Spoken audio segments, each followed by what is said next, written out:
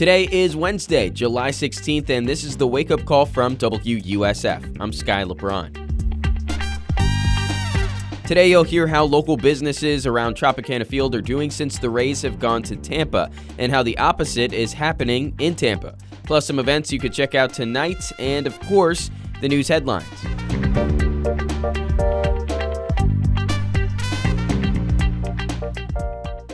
Before that, though, I got a piece of news about the wake-up call. In case you didn't catch it yesterday, maybe you didn't listen to the episode all the way through, I'm going to act like I'm not heard about that. We're changing the name. It's all about community, and we want a name to connect more to you and where you live. So we've got some ideas, and we need you to help decide on a winner. Take a couple seconds, head over to wusf.org/namethepod. You pick your fave from the names you see. Hurry up and vote so we can kick off this makeover and get things rolling. Thanks for voting and for listening. You're like the coolest person in town for that, seriously. A couple weeks ago, I told you about a rumor that the Rays were selling to a Jacksonville developer.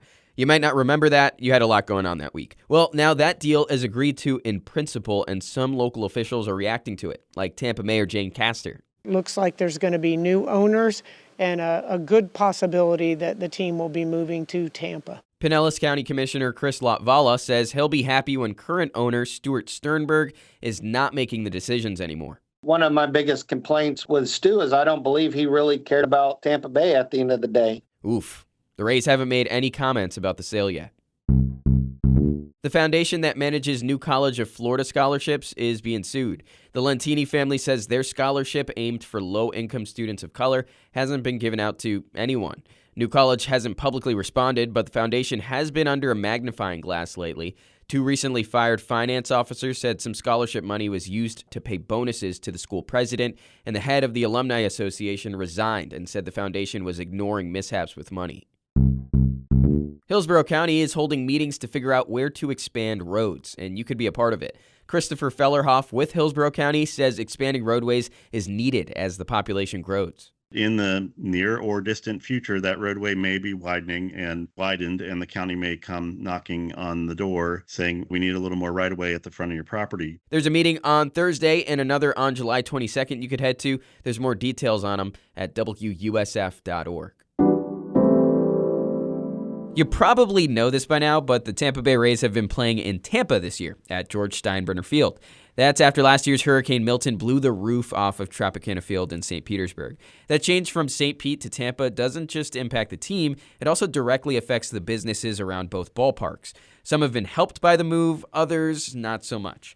WUSF's Lily Belcher talked to a bunch of the businesses in St. Pete and Tampa. She's been on the podcast a few different times now. It's really becoming a fan favorite. Lily, what were these local businesses saying? Hey, well, it's my favorite podcast, so I'm happy to be on.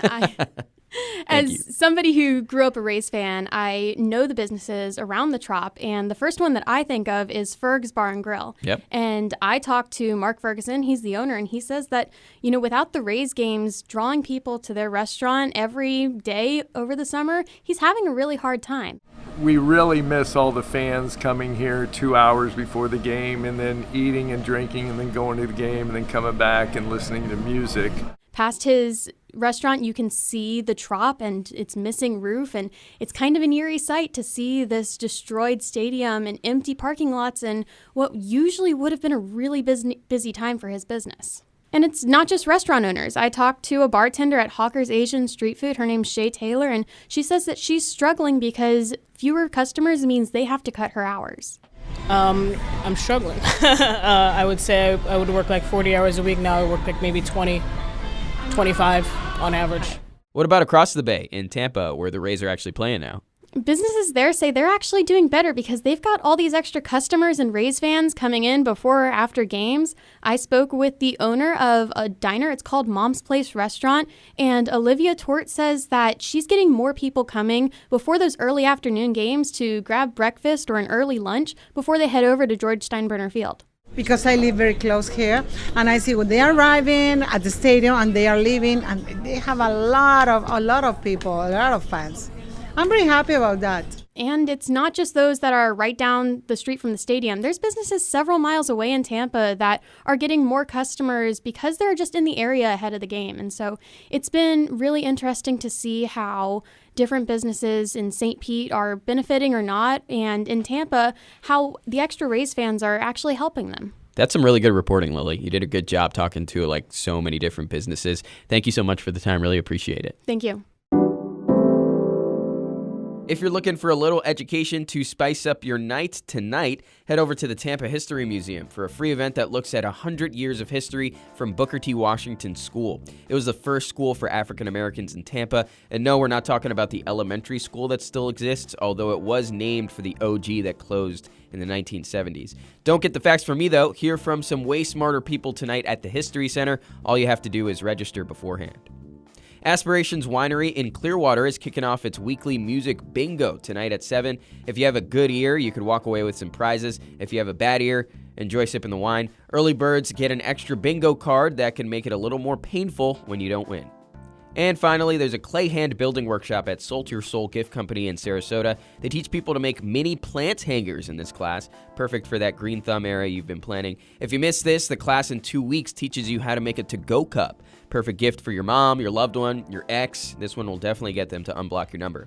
That's today's wake-up call from WUSF. Thank you so much for listening. We really appreciate it. If you can, give us a like or a comment on how we're doing, and make sure you vote for that new name. It won't be the wake-up call for much longer, and you could be the deciding factor on that. Just head to WUSF.org/namethepod.